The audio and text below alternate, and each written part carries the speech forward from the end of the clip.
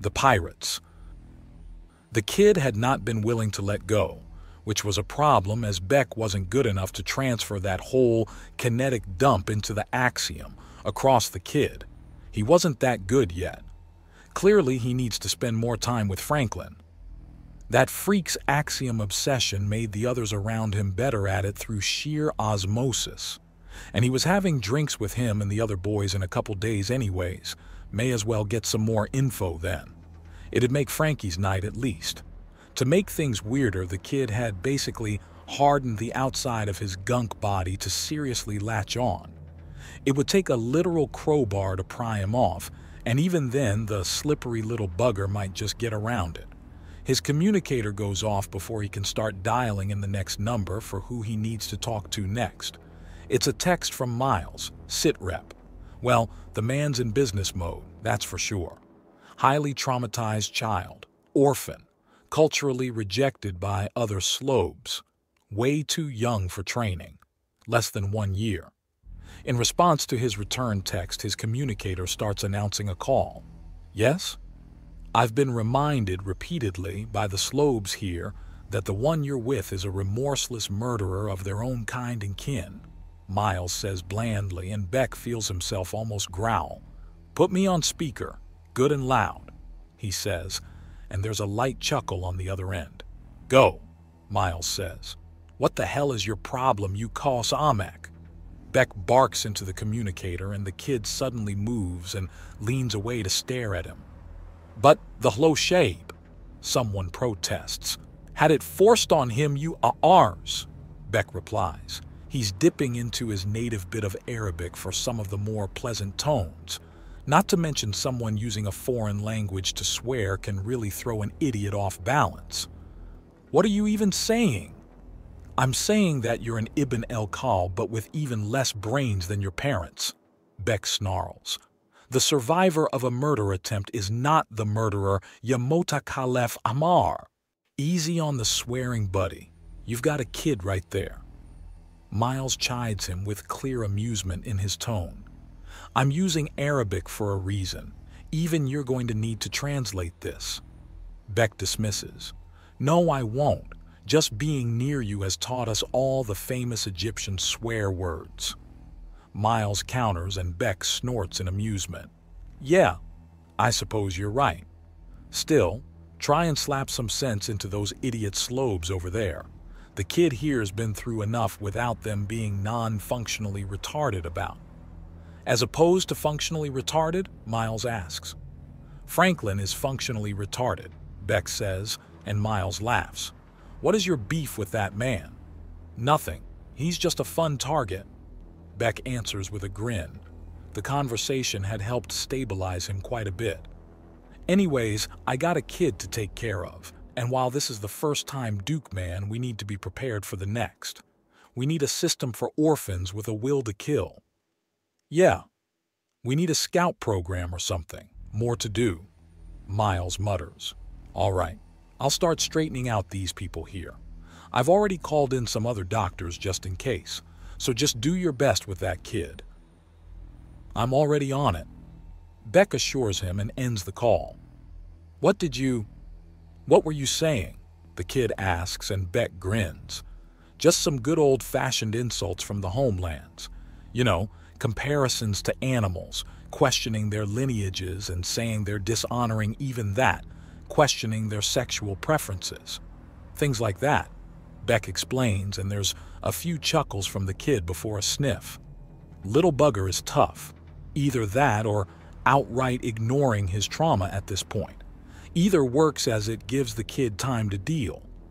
And the sheer shit he's been through means he'll be dealing for years. Mental issues are a bitch and a half to heal, something he knows well. The kid sort of resettles back to the slobe equivalent of squeezing him tight for comfort. He then starts to dial up his next call. This is going to be an interesting conversation. It rings twice before being picked up. Beck, darling, how are you? Has something come up? I can get forces to you in minutes at most if you need it. Jesse offers and he chuckles. I'm in a complicated non-combat situation. Beck admits, not entirely sure how to phrase what he's planning. "What's happened?" she asks. She's a no-bullshit type, and that's a hell of a relief considering Beck's mother and her sheer madness. "You no doubt recall the slaver vessel that we've taken control of and freed the slaves from?" Beck begins. "Of course," she says evenly. "We had a small child pretending to be older, a slobe, red-hued, and came into the world already traumatized and effectively rejected by his own culture." "You're joking," she says. "Nope. Kid tried to sign up for the militia. Looked sickly because he swelled himself up to near adult size." Beck trails off as he feels the kid squirm. "Look, the little guy's been through hell and back, and I'm not sure he's even a year old. He needs help. Sure, slobes are born knowing how to move and even talk, but you need more than that to actually get along. You need something real." "You're growing attached," Jesse says, and he can hear the smile in her voice. "He needs help," Beck says simply. "You're getting paternal. Oh, this is adorable." Jesse, big tough human with a heart as black as sin, getting all mushy and gushy over a mushy and gushy little boy. "Woman, I will smack that smirk off your face with a shoe. Bring it on, little human." "Oh, this is precious. Less than a year old, you said?" she asks, and Beck sighs. "Yes." He answers, and there's a humming sound. "All right, I'll make some calls. I'll get everything at home sorted. You get the paperwork," she says. "Paperwork? What do you think I'm about to do?" "We both know what you're about to do, you gigantic softy." She teases him, and the call is cut. He just glares at the communicator for a bit before sighing and then activating an app on the device. 5 minutes later, his car flies up, having followed all traffic laws and regulations to navigate the city on autopilot and then slowly move up to where he can climb in with the kid under remote control. The little guy squirms until he's sitting on Beck's lap as the man sits down and just holds on hard. "Ease up, kid. You don't want to cut off circulation." Beck admonishes him lightly as he merges with the nearest road and thinks. He just drives as he thinks and thinks to try and figure things out and solve the problem. There's no way that someone with his past would do well in foster care or an orphanage. The fact that they have a cultural stigma attached to them means his own kind is perversely right out. Sure, it would be best for him to be raised by slobes, but the fact that those who had already been through hell and had the full story had turned on him was telling. Before long, he's in front of a major administration building.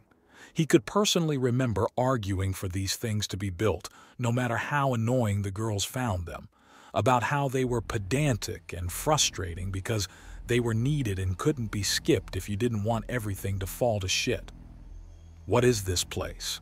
the kid asks. "A registration and administration center. You need a name, little guy, a proper one." Beck answers as he parks and then carries the boy into the building.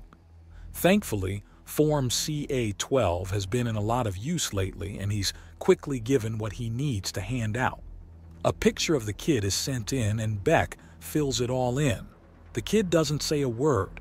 He just stares around the perfectly sterile and mundane building. In its desire to not be excluding to any race, it's managed to be excluding to every race with how unnatural and impersonal the entire structure is. Some people like that madness, but Beck felt like he was being scraped over something. He could almost feel the glare of the cameras peeling off skin layers. "There we are," he says, handing things in, and the clerk starts checking over things before smiling. "Everything's in order. Congratulations, Baron Alley. I'm sure you and your son will have a wonderful life together." "Son? What?" the boy asks. "Someone needs to watch out for you, kid, and you seem to have chosen me." Beck answers, and the kid stares. "By the way, I picked out a name for you." "You did?" "You're now Karim Ali."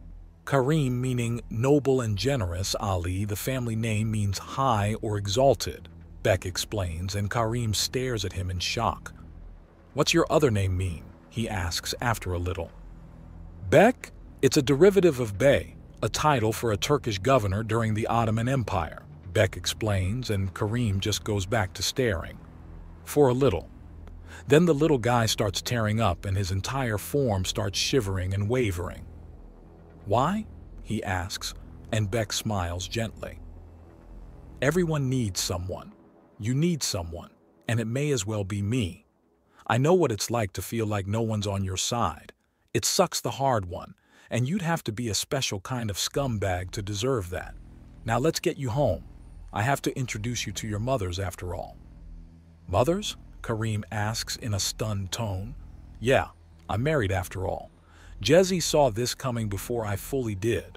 That girl's on top of things. Although calling to confirm is probably smart. Beck notes as he takes out his communicator only for it to go off in his hand with Jezzy's ringtone. He activates it on speaker, and the first thing that comes through is the final moments of a shriek of joy. Woman, I need functional ears to work. Beck chides her. But you did it. I called it so hard. Oh, that's so adorable. You have to get over here wait. I'll come to you. Stay still. She gushes and the call ends. Oh. Beck notes cynically. Karim begins. Nothing bad, she just has a borderline split personality when it comes to her job and home life. Right now she's in sweet gushy gush mode. Beck assures Karim, meaning she's likely to be too nice if that means anything. Too nice? What's too nice? How can things be too nice? Karim asks, and Beck lets out a chuckle. Perhaps that was the wrong thing to say. She can be overwhelming and very energetic, even when I'm utterly exhausted and just want to sleep, or in a bad mood and want to be left alone. Beck clarifies and Karim looks puzzled, then shocked. Are you in a bad mood now? No, this is me being normal, but in a complicated situation. Complicated? Yeah. I was trained to take people apart, follow orders, maintain equipment, and maybe occasionally put someone back together. Helping little kids that really need it wasn't something I was totally ready for. Oh, so why? Karim asks. Why what? Beck answers. Why help me? Karim clarifies. Why not? Beck just dismisses the questions. To him, it's pretty obvious. What? But it wasn't to Karim. What do you mean, what? Beck's turn to be baffled is around fairly quickly. You need a reason to help someone, Karim protests. No, you don't. It's one of the fundamental differences between a good person and a bad one. A good person doesn't need a reason to help. A bad one does. Beck replies, and Karim goes quiet before looking up with a teary expression. Does that mean I'm a bad person? You're a child. You're supposed to be looking out for yourself. You're also still learning. Beck assures him, and there's the sound of an engine suddenly chugging hard just outside as a shadow passes over the doorway.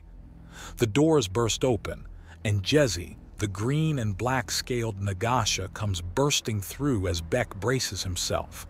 It takes less than 2 seconds for her to not only hug him and Karim, but wrap her tail around the area in a display of both over-the-top affection and sheer speed. How the hell this woman avoided giving herself emotional whiplash between her on- and off-duty personalities was a mystery Beck had yet to solve. Oh, darling, it's adorable. You're letting out your paternal side. Oh, it's so cute, Jezzy gushes.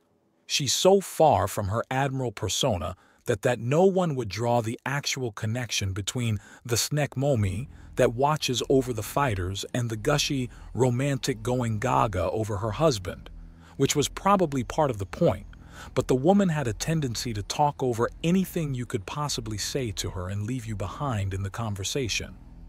Jezzy, meet Karim Ali, our son. Beck states, and the immediate response from the snake woman is to kiss Karim on the brow and hug both of them so tightly that if Karim was solid, he'd have been in trouble.